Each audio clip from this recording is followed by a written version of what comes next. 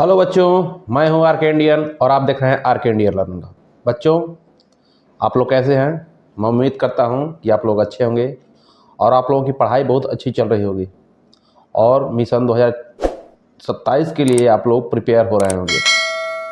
बच्चों, आज मंडे है और आप जानते हैं कि मंडे को मैं पॉलिटिकल साइंस लेकर आता हूं और हमने अंतर्राष्ट्रीय संगठन चैप्टर को ख़त्म कर दिया था। अब न्यू चैप्टर की चर्चा हम करेंगे जिसका नाम है बच्चों समकालीन विश्व सुरक्षा। ठीक है बच्चों, तो आज हम फर्स्ट पार्ट लेकर आएंगे, फिर सेकंड, फिर थर्ड। ठीक है, ऐसे ही धीरे धीरे ये चैप्टर धीरे खत्म हो जाएगा बच्चों। ठीक है, तो चलते हैं अपने चैप्टर की तरफ।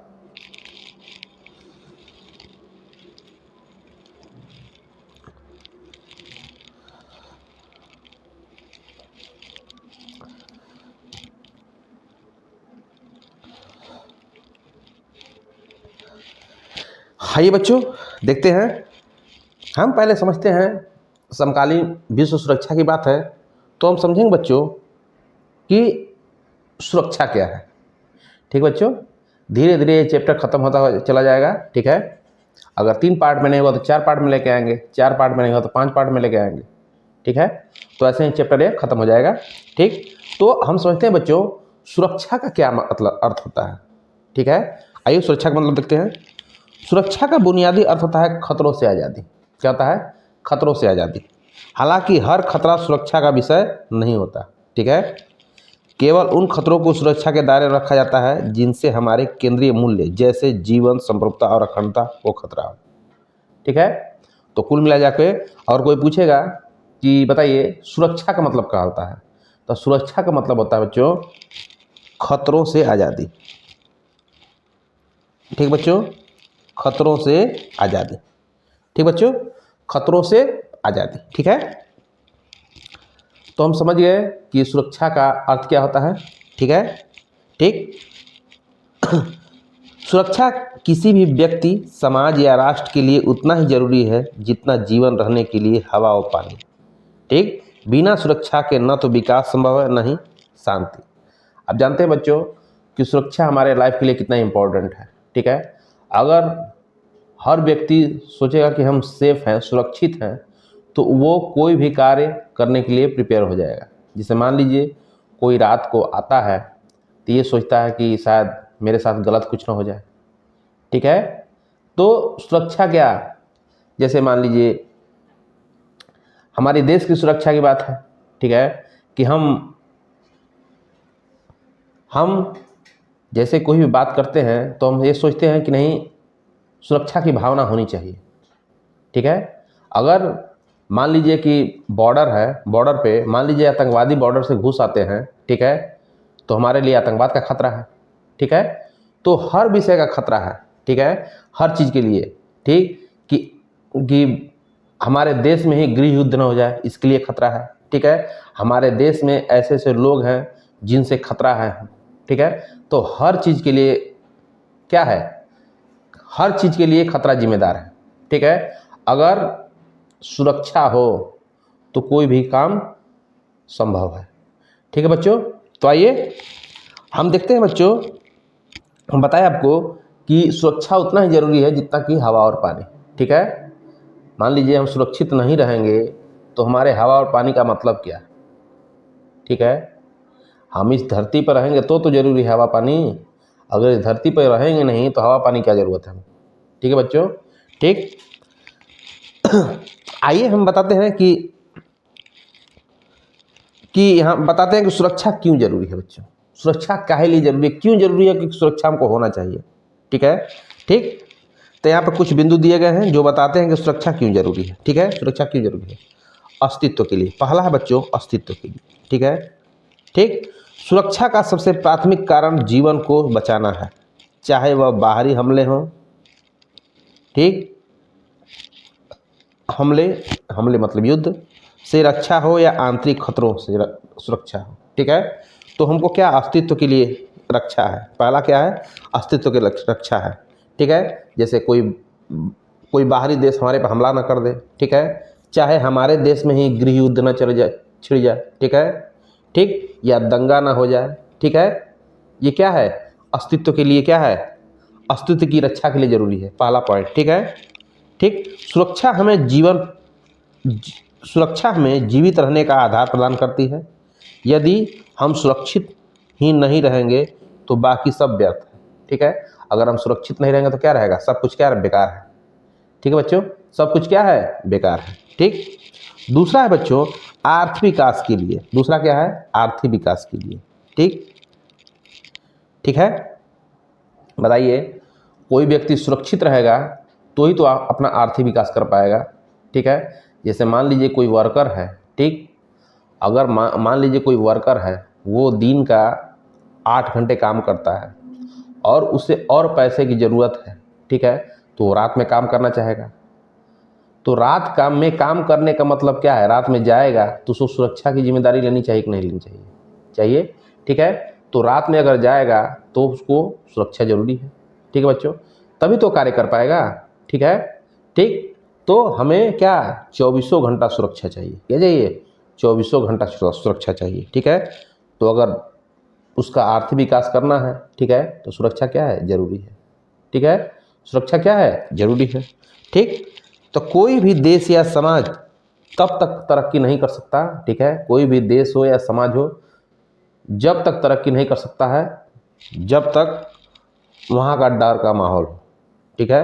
अगर डर का माहौल है, ठीक है, तो हम कोई विकास नहीं कर सकता, ठीक है। मान लीजिए हम गए किसी ऐसे इलाके में, ठीक है, जहाँ हमको क्या नौकरी करनी है, ठीक है, और वहाँ पे गुंडा माफिया हैं सब, ठीक। तो क्या है, हमें हमेशा खतरा रहेगा कि नहीं हम नौकरी कर पाएंगे कि नहीं कर पाएंगे यहाँ पे, ठीक है। तो क्या है, हमेशा वहाँ पे डर का माहौल क्रिएट रहेगा, हमेशा डर का माहौल खड़ा रहेगा, ठीक है। तो कोई व्यक्ति क्या अपना विकास कर पाएगा, नहीं कर पाएगा, ठीक है। निवेश, व्यापारी, कंपनियां वहीं पैसा लगाती हैं जहाँ पे शांति और सुरक्षा, ठीक है। कोई भी विदेशी कंपनी अगर भारत में इन्वेस्ट करेगी तो किसको हित में रख के करेगी, ठीक है, किसको, शांति और सुरक्षा को, कि ऐसे माहौल में रहे जहाँ पे शांति और सुरक्षा रहे, ठीक है। संसाधन, यदि सुरक्षा नहीं होगी तो देश का सारा पैसा और ऊर्जा केवल युद्ध और दंगों को रोकने में बर्बाद हो जाएगी, ठीक है, जिसमें शिक्षा और स्वास्थ्य जैसे क्षेत्रों के लिए बजट ही नहीं बचेगा, ठीक है। तो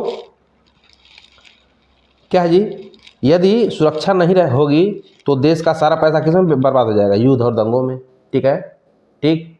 युद्ध और दंगों, जैसे दंगा हो गए तो सरकार को क्या, जहाँ विकास में पैसा लगाना चाहिए वहाँ पे कहाँ लगा रही है, दंगों को रोकने में लगा रही है पैसा, ठीक है। तो सारा पैसा क्या हो जाएगा, बर्बाद हो जाएगा, न तो शिक्षा में हम लोग इन्वेस्ट कर पाएंगे, न स्वास्थ्य में इन्वेस्ट कर पाएंगे, ठीक है, ठीक। तीसरा है बच्चों मानवीय गरिमा और अधिकारों के लिए, ठीक है, मानवीय गरिमा और अधिकारों के लिए। देखिए, सुरक्षा के बिना एक आम नागरिक अपने मौलिक अधिकारों जैसे व्यक्ति की आज़ादी, कहीं भी आने जाने की आज़ादी का पालन नहीं कर सकता है, ठीक है, ठीक। जैसे मान लीजिए अगर हमारे अंदर सुरक्षा, अगर हमारे अंदर डर का माहौल हो, ठीक है, तो हम अपने मानवीय गरिमापूर्ण जीवन जी पाएंगे, ठीक है। हम किसी से कोई बात कह पाएंगे नहीं, ठीक, क्योंकि डर व्याप्त है कि हमको मार देगा, ठीक है बच्चों, ठीक। तो नो हम हमारे पास अभिव्यक्ति की आज़ादी रह पाएगी, ठीक है, ना आने जाने की आज़ादी रह पाएगी, ठीक है। डर का माहौल में लोग घरों में कैद हो जाते हैं। सुरक्षित वातावरण ही व्यक्ति को अपनी प्रतिभा निखारने का अवसर देता है, ठीक है, ठीक। अगर सुरक्षित माहौल हो तो हम क्या अपनी प्रतिभा को क्या कर सकते हैं, निखार सकते हैं, ठीक है, ठीक। चौथा है बच्चों भविष्य की अनिश्चितताओं से बचाव, ठीक है। आज के समय में सुरक्षा केवल बंदूकों से नहीं है, हमें अपरंपरागत खतरों से भी सुरक्षा चाहिए, जैसे खाद्य सुरक्षा, ठीक है। खाद्य सुरक्षा मतलब ताकि कोई भूखा न मरे, ठीक है। खाद्य की भी, खाद्य मतलब खाने योग्य, ठीक है, कि कोई भूखा भी न मरे। ठीक है, स्वास्थ्य सुरक्षा, जैसे ताकि महामारी जैसे कोविड-19 से बचा जा सके। ठीक है, पर्यावरण सुरक्षा, ताकि आने वाली पीढ़ियों को रहने लायक धरती मिल सके। ठीक है, सामाजिक स्थिरता। ठीक है, चौथा बच्चों सामाजिक स्थिरता। सामाजिक स्थिरता, सुरक्षा समाज में भाईचारा और व्यवस्था बनाए रखने के लिए जरूरी है। जब कानून और सुरक्षा का शासन, रूल ऑफ लॉ होता है तो अपराध कम होते हैं और समाज के विभिन्न वर्गों के बीच टकराव की स्थिति पैदा नहीं होती। ठीक है, तो समझ में आ गया बच्चों। अभी हम ये बातें आपको डिटेल में आगे समझाएंगे। ठीक है, अब हम देख लेते हैं कि सुरक्षा की कितनी धारणाएं होती हैं। सुरक्षा की कितनी धारणाएं होती हैं। ठीक है बच्चों, तो सुरक्षा की दो धारणाएं होती हैं। सुरक्षा की दो धारणाएं होती हैं। पहला है पारंपरिक धारणा, ठीक है, जिसको इंग्लिश में ट्रेडिशनल नोशन बोलते हैं। ठीक, और दूसरा है अपरंपरागत धारणा, जिसे नॉन ट्रेडिशनल बोला जाता है। ठीक है बच्चों, आइए तो हम पहला बात करते हैं सुरक्षा की पारंपरिक धारणा। ठीक है बच्चों, सुरक्षा की पारंपरिक धारणा। ठीक है, मुख्य रूप से सुरक्षा की पारंपरिक धारणा की बात करने जा रहे हैं हम लोग। ठीक है, मुख्य रूप से सैन्य शक्ति और राज्य के अस्तित्व पर केंद्रित है। ठीक है, मुख्य रूप से सैन्य शक्ति और राज्य के अस्तित्व पर केंद्रित है। ठीक, इसे दो भागों में विभाजित किया जा सकता है, बाहरी और आंतरिक। ठीक है, बाहरी और आंतरिक। ठीक, बाहरी और आंतरिक। ठीक बच्चों, तो बाहरी और आंतरिक क्या है बच्चों। ठीक है, पारंपरिक धारणा में मुख्य क्या है, सैन्य शक्ति। क्या है, सैन्य शक्ति और राज्य के अस्तित्व पर केंद्रित है। तो बाहरी सुरक्षा क्या है बच्चों, आतंकवादी हमला। क्या बच्चों, आतंकवादी हमला या किसी दूसरे देश का हमला, ये क्या है, बाहरी सुरक्षा है। तो आइए शुरू देख लेते हैं। बाहरी सुरक्षा में, बाहरी सुरक्षा का अर्थ है किसी देश के सीमाओं को दूसरे देश के सैन्य हमलों से बचाव। ठीक है, किसी दूसरे देश का हमला ना हो, हमारे देश पे हो जाए। ठीक है, उनसे क्या है, दूसरों देश से सैन्य हमलों से बचाव। ठीक है, दूसरे देश के सैनिक हमारे देश पर हमला ना कर दे। ठीक है, पारंपरिक धारणाओं में खतरे का स्रोत हमेशा कोई दूसरा देश होता है। ठीक है, खतरे का स्रोत क्या होता है, पारंपरिक धारणा में खतरों का स्रोत क्या होता है, खतरों का स्रोत कोई दूसरा ही देश होता है। ठीक है, दूसरा देश होता है। इसके चार मुख्य तत्व हैं। ठीक है, किसके, बाहरी सुरक्षा के चार मुख्य तत्व हैं। पहला है सैन्य हमला। सैन्य हमला क्या है बच्चों, यह सबसे बड़ा खतरा है। ठीक है, जिसमें हमलावर देश की सेना दूसरे देश की संप्रभुता और नागरिकों के जीवन को निशाना बनाती है। ठीक है, ठीक, दूसरे देश के सैनिक या दूसरा देश किसी दूसरे देश पे हमला कर दे। ठीक है, ये क्या है, सैन्य हमला है। क्या है बच्चों, सैन्य हमला। ठीक, दूसरा बच्चों अपरोध।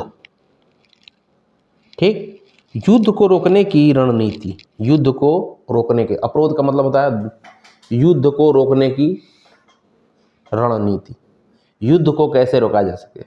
ठीक है, या युद्ध को रोकने के लिए युद्ध करना पड़े, या युद्ध को रोकने के लिए समझौता का सहारा लेना पड़े। ठीक है, और तीसरा तरीका तो है नहीं। ठीक, युद्ध को रोकने के लिए रणनीति, इसका मतलब है कि अपनी सैन्य शक्ति को इतना बढ़ाना कि सामने वाला देश हमला करने की हिम्मत न करे। ठीक है, क्योंकि उसे पता हो कि उसे भारी नुकसान उठाना पड़ेगा। ठीक है, तो बच्चों इसका कहने का मतलब है, अपरोध को कहने का मतलब है युद्ध को रोकना।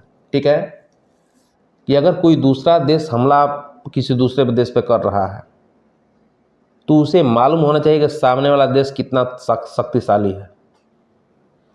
अगर वो जान जाएगा कि हाँ शक्तिशाली देश है, इसका कुछ नहीं बिगड़ पाएगा, लेकिन हमारा बहुत कुछ बिगड़ पाएगा, तो ऑटोमेटिक हमला करेगा ही नहीं करेगा। ठीक बच्चों, वो हमला नहीं करेगा। ठीक है, वो जान जाएगा कि हमको भारी नुकसान उठाना पड़ेगा। ठीक, तीसरा बच्चों रक्षा। यदि अपरोध विफल हो, क्या हो, अपरोध मतलब अगर युद्ध रोकने में नाकाम हो जाए, युद्ध रोकने में, अवरोध मतलब नाकाम हो जाए, युद्ध रोकने में नाकाम हो जाए।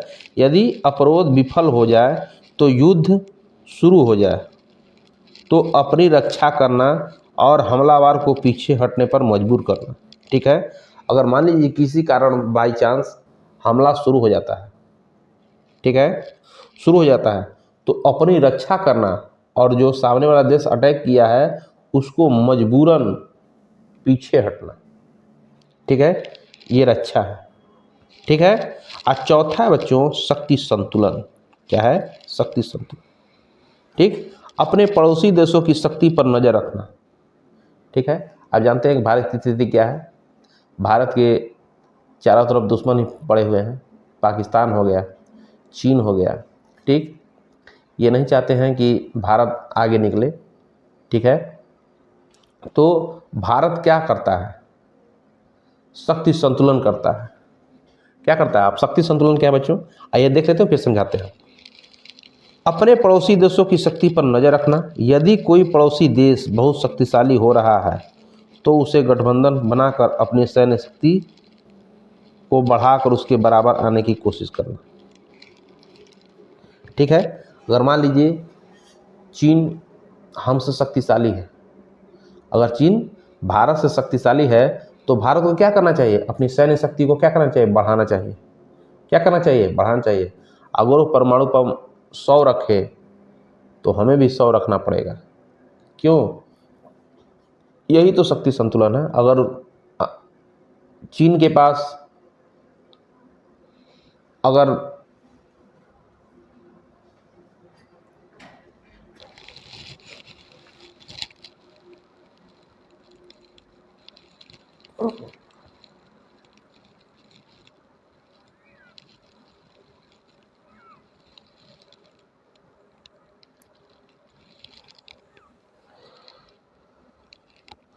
सॉरी बच्चों,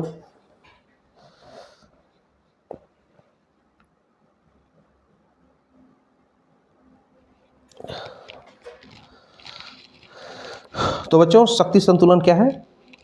ठीक है, हम बताया अभी आपको कि यदि कोई पड़ोसी देश बहुत शक्तिशाली हो रहा है तो उसे गठबंधन बनाकर अपनी सैन्य शक्ति को बढ़ाकर उसके बराबर आने की कोशिश करना। ठीक है, अब देख लेते हैं शक्ति संतुलन होता क्या है। ठीक है, शक्ति संतुलन अंतर्राष्ट्रीय राजनीति और सुरक्षा की पारंपरिक धारणा का एक बहुत ही महत्वपूर्ण हिस्सा है। शक्ति संतुलन, इसका सरल अर्थ है कोई भी देश इतना शक्तिशाली न हो जाए कि वह दूसरे देशों पर हमला करने या उसे दबाने की हिम्मत करे। ठीक है, जैसे इस समय क्या है, अमेरिका है। अमेरिका क्या समझता है अपने आप को? इस दुनिया का क्या समझता है? चैंपियन समझता है कि हम दुनिया पर राज कर सकते हैं। ठीक, दूसरे देशों पर हमला करने या उन्हें दबाने की हिम्मत करें। यहाँ इसका विस्तृत व्याख्या दी गई है। आइए, शक्ति संतुलन का मुख्य विचार। दुनिया में कोई भी विश्व सरकार नहीं है जो देशों के बीच झगड़ों को रोक सके। ठीक है, इसीलिए हर देश को अपनी सुरक्षा खुद सुनिश्चित करनी पड़ती है। शक्ति संतुलन का मतलब है कि देश अपनी सैन्य और आर्थिक शक्ति को इस तरह बनाए रखता है कि वह अपने पड़ोसी या प्रतिद्वंदी देश के बराबर हो रहे। ठीक है, अभी आपको हमने बताया कि बच्चों शक्ति संतुलन का मतलब है, ठीक, कि अपने पड़ोसी देशों के बराबर रहना। ठीक है, जैसे चाइना है, ठीक, तो चाइना अगर हमसे आगे है, शक्ति में हमसे आगे है, तो उनको बराबर करना, हम अपने शक्ति को बराबर करना पड़ेगा। ठीक है, यही शक्ति संतुलन है।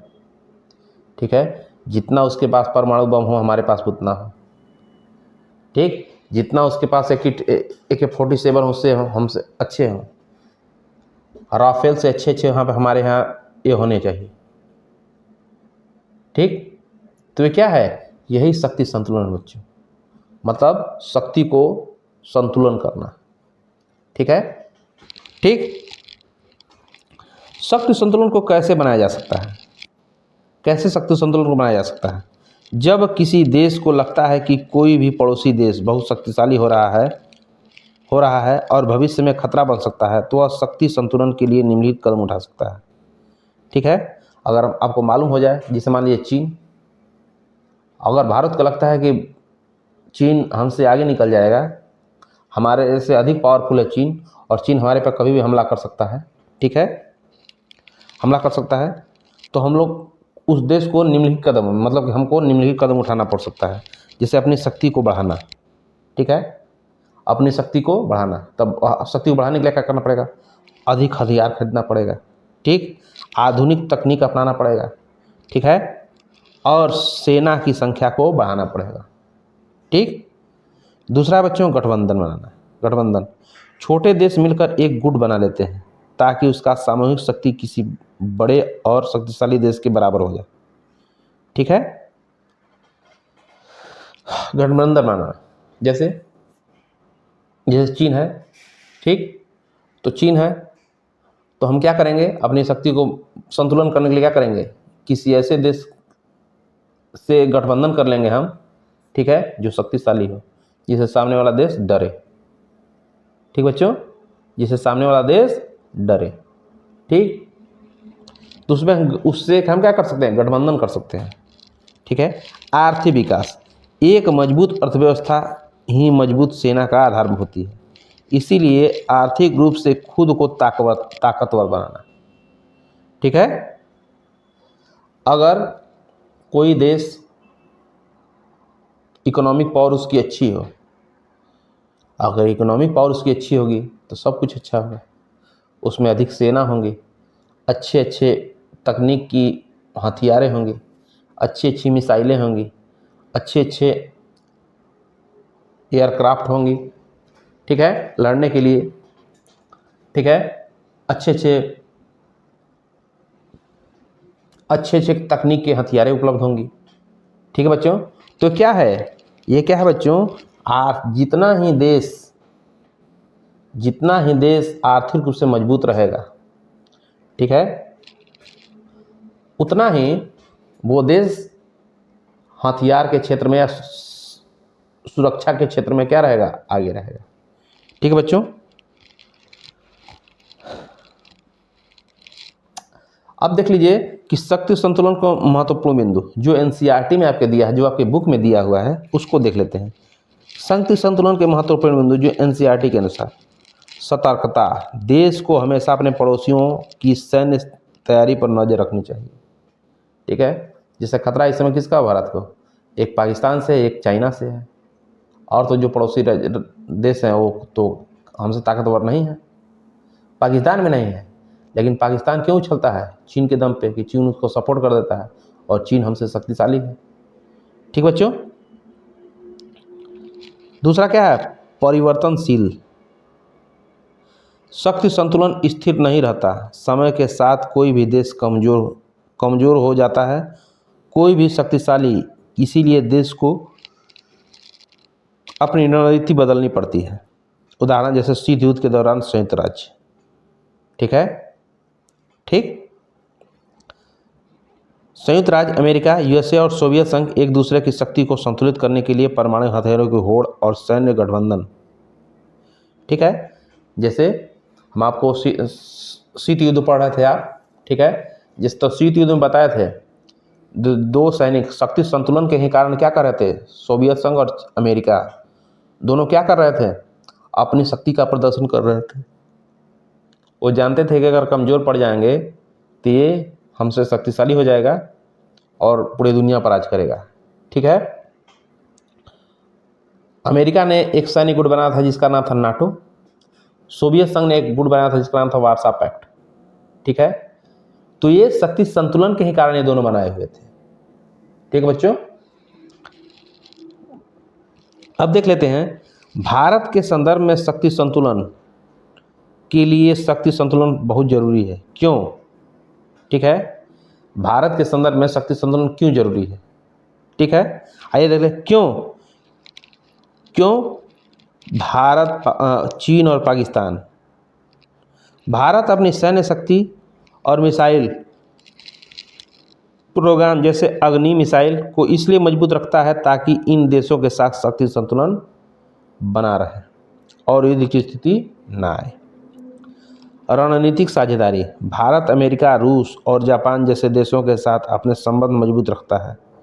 ठीक है, रणनीति क्या करता है भारत अमेरिका, रूस, जापान जैसे देशों के साथ अपने संबंध मजबूत रखता है ताकि एशिया में किसी एक देश जैसे चीन का दबदबा न हो। ठीक है, आज वर्तमान सरकार यही कर रही है, वर्तमान सरकार यही बीजेपी गवर्नमेंट यही कर रही है कि क्या करती है, वो दूसरों देशों से जो देश मजबूत हैं उनसे मधुर संबंध रखती है। हमारे संबंध हम जानते हैं कि रूस से कितने अच्छे हैं। अमेरिका किसी का नहीं है, अमेरिका किसी का नहीं है, लेकिन हम लोग, भारत सोचता है कि उसके साथ कैसा संबंध है, उसके साथ भी मधुर संबंध रहे, क्योंकि हमें मेरा भी कभी सपोर्ट कर दे। ठीक बच्चों, ठीक, तो हम क्या करते हैं, इन देशों के साथ मधुर संबंध रखते हैं। गठबंधन बनाना, समान हितों वाले देशों के साथ मिलकर सैन्य गुट बनाना, जैसे शीत युद्ध के दौरान नाटो और वार्सा पैक्ट। गठबंधन बनाना सुरक्षा की पारंपरिक धारणा एक अत्यंत महत्वपूर्ण हिस्सा है। जब देश को लगता है कि वह अपने सैन्य शक्ति के दम पर किसी शक्तिशाली शत्रु का सामना अकेले नहीं कर सकता, तो वह दूसरे देशों के साथ हाथ मिलाता है। ठीक है, अगर मान लीजिए हम कमज़ोर हैं, ठीक, मान लीजिए हम कमज़ोर हैं तो हम क्या करेंगे, दूसरों से क्या कर लेंगे, सहायता लेंगे। ठीक है, सहायता लेके, ठीक है, और अपने आप को क्या बनाएंगे, मजबूत बनाएंगे। क्या बनाएंगे, मजबूत बनाएंगे। ठीक है, यहाँ गठबंधन बनाने के लिए मुख्य पहलुओं को विस्तार से समझाया गया है। ठीक, गठबंधन का अर्थ, गठबंधन राष्ट्रों के बीच एक औपचारिक सैन्य समझौता है जिसमें कई देश इस वादे के साथ एक साथ आते हैं कि यदि उनमें से किसी का एक पर हमला हुआ तो उन सभी देशों पर हमला माना जाएगा और वे मिलकर उनका मुकाबला करेंगे। ठीक है, ठीक, गठबंधन का अर्थ कोई भी देश, ठीक है, 5, 6, 10 मजबूत देश एक संगठन बना देते हैं। ठीक है, और बना के सोचते हैं कि अगर इन 6 देशों में किसी एक देश पर हमला हुआ, अगर अन्य कोई देश इन 6 देश पर हमला करेगा तो किसी एक देश पर हमला नहीं माना जाएगा, 6 देश पर हमला माना जाएगा, तो वह 6 देश सामने वाले पे हमला करता है। इसीलिए गठबंधन जरूरी है। ठीक बच्चों, इसलिए क्या है, गठबंधन जरूरी है। गठबंधन क्यों बनाए जाते हैं, सामूहिक सुरक्षा के लिए। किसके लिए, सामूहिक सुरक्षा के लिए, अपनी सैन्य शक्ति को बढ़ाने के लिए, प्रतिद्वंदी को रोकने के लिए। ठीक है, दुश्मन को यह संदेश देना कि हमला करने पर उसे कई देशों की संयुक्त सेना का सामना करना पड़ेगा। ठीक है, तीसरा है संसाधनों का साझा का उपयोग, हथियारों और खुफिया जानकारी और सैन्य ठिकानों को एक दूसरे के साथ साझा करना। ठीक बच्चों, तीसरा है बच्चों गठबंधन की मुख्य विशेषताएं, जो एनसीईआरटी में दिया है कि गठबंधन की क्या विशेषताएं होंगी, उसकी मुख्य विशेषताएं। लिखित समझौता, ठीक है, जैसे कुछ देश मिलकर क्या गठबंधन बना लेंगे तो लिखित दस्तावेज हो जाता है। ठीक है, और सभी देश को मिल जाता है कि अगर हम लोग एक समूह के सदस्य पे अगर अन्य कोई देश हमला करेगा तो हम सभी मिल के उस देश पर क्या कर देंगे, हमला कर देंगे। ठीक है, राष्ट्र हितों पर आधारित, गठबंधन तब तक टिकते हैं जब तक देशों के हित समान होते हैं। यदि किसी देश को लगता है कि गठबंधन अब उसके काम का नहीं रहा तो उसे छोड़ भी सकता है। दुश्मन की पहचान, गठबंधन आमतौर पर किसी विशेष देश से खतरे को ध्यान में रखकर बनाए जाते हैं। ठीक, चौथा है ऐतिहासिक उदाहरण, शीत युद्ध के दौरान दुनिया में शीत युद्ध के समय सबसे बड़े सैन्य संगठन देखे थे। बताया भी, शीत युद्ध के सबसे बहुत बड़े सैन्य संगठन देखे थे, एक नाटो, ठीक है, और एक वार्सा पैक्ट। नाटो 1949 में बना था जब कि वारसा पैक्ट 1955 में बना था। एक बना था सिएटो और सेंटो, ये भी अमेरिका द्वारा एशिया में साम्यवाद को रोकने के लिए ही बनाए गए थे। ठीक है, तो अमेरिका कौन कौन संगठन बना था? अमेरिका एक नाटो बनाया था, दूसरा सिएटो और तीसरा सेंटो। ठीक है, पांचवा है गुट निरपेक्षता। बच्चों, गुट निरपेक्षता, भारत ने अपनी आज़ादी के बाद किसी भी सैन्य संगठन में शामिल न होने का फैसला लिया। ठीक, लिया। इसे गुट निरपेक्षता आंदोलन कहा गया।